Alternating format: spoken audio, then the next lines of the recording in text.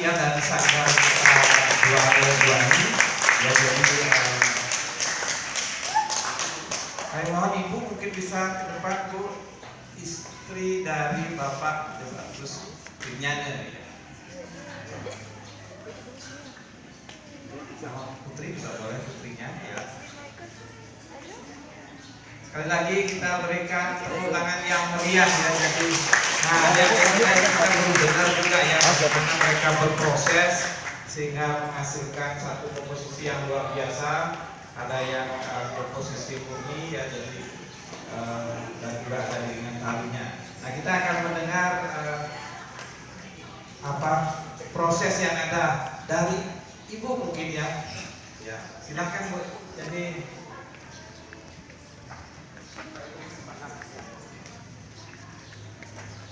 itu mereka itu ya.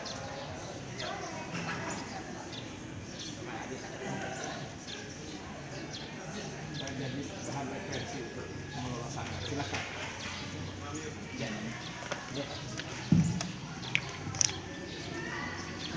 Ya, sekali lagi terima kasih atas waktu yang diberikan kepada kami. Mungkin atas pernyataan Pak Anak, mungkin saya akan sedikit menceritakan bagaimana proses anak-anak ini begini. Grup anak-anak ini sudah kami bentuk 4 tahun yang lalu. Mereka ketika masih murni sama sekali belum tahu gamelan, belum pernah melihat, belum pernah mengukur gamelan. Jadi anak-anak ini memang kami benar-benar ajar dari basic, cara memegang panggul, cara duduk, terus cara menyamakan tempo.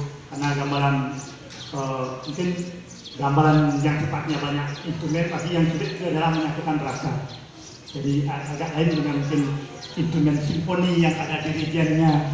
Kami sendiri di gamelan itu sendiri ada sistem untuk mengontrol tempo, untuk membuat lagu itu keras, lagu itu lirih, dan lagu itu cepat atau lambat. Jadi setiap instrumen punya peran masing-masing. Jadi selama 4 tahun itu kami melatih proses itu.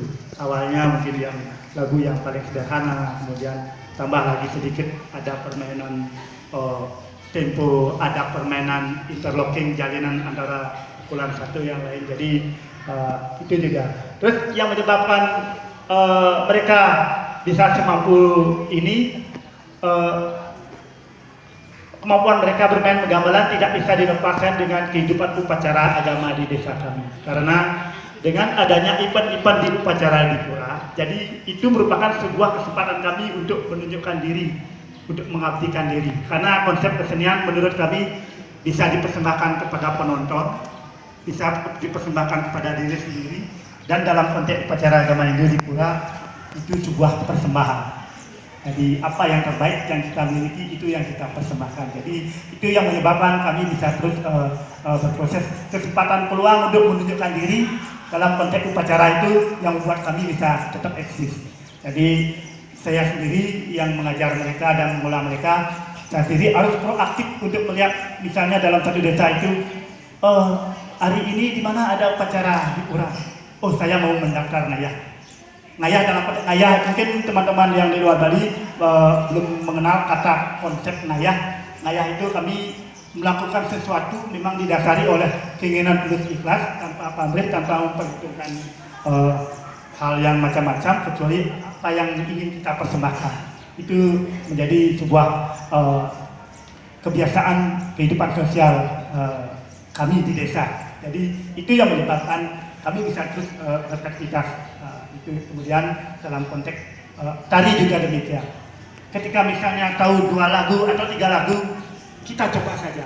Jadi kita tidak berpikir bagus atau jelek dulu, karena yang namanya proses itu yang merupakan penting. Jadi bisa dibayangkan ketika tampil bisa seperti ini, prosesnya bagaimana. Jadi kami tidak artinya sudah terbiasa menghadapi situasi, berbagai macam situasi, tempat berbeda, situasi berbeda, jam yang berbeda. Bahkan ketika bermain gamelan mati lampu, kami bisa berusaha main, karena kami melatih diri untuk melatih kerjasama, melatih tim. Karena gamelan itu boleh dibilang kerjasama sebuah tim. Jadi tidak bisa ego sendiri. Jadi semuanya saling mengisi. Setiap instrumen punya peran masing-masing. Jadi tukang kendang cara duduk lain, cara memukul lain, terus yang di depan namanya tukang gangseo juga lain, terus tukang suling juga cara duduk lain.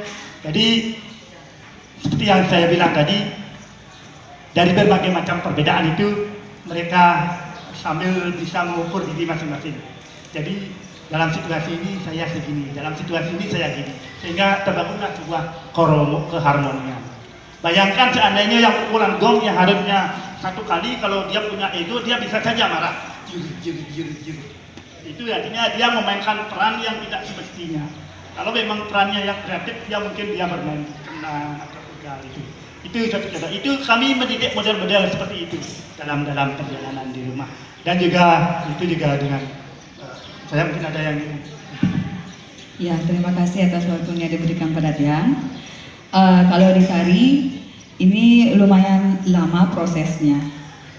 Kebetulan tari yang dulu lahir daripada tabuh, kemungkinan tari 6 tahun ya, 6 tahun. Saya masih belum menikah dengan Gus Haji, saya sudah ngajar di sana. Terus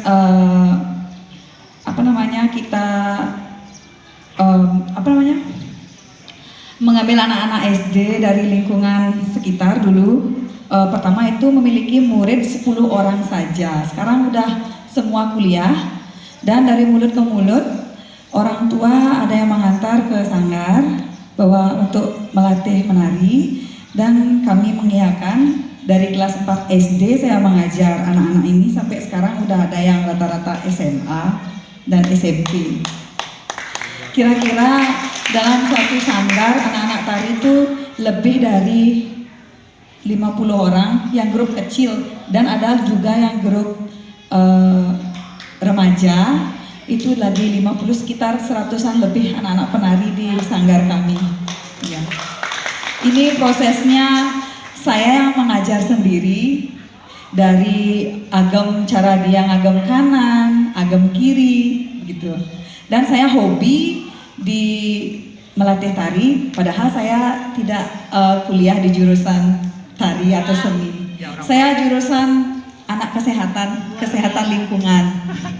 Tapi hobi saya menari dari kecil. Seumuran anak saya Dayu itu saya sudah kemana-mana menari, seperti ada odalan di pura, saya ikut menari seperti itu. Luar biasa. Ya. Luar biasa. Terima kasih. Iya, ini sesuatu banget ya. Jadi silakan Ibu. Bapak. Ya. Nah, tentu kita sudah belajar dari sebuah proses ya, karena ada orang yang tidak bersabar dengan proses, ingin sesuatu yang instan.